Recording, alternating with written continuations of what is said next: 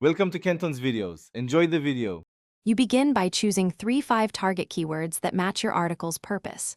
Start with a primary keyword, add 1 or 2 secondary terms, and include a long-tail phrase for specificity.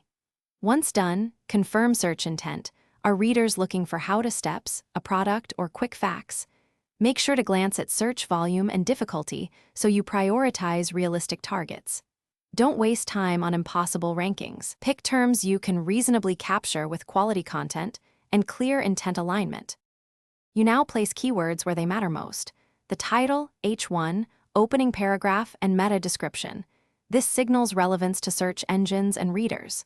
Once placed, weave secondary and long-tail phrases into H2s and body text so each section targets a clear query. Make sure to keep language natural. Readability beats exact match density. Use transitions and synonyms to cover related topics, and add internal links with anchor text that reinforces keyword themes.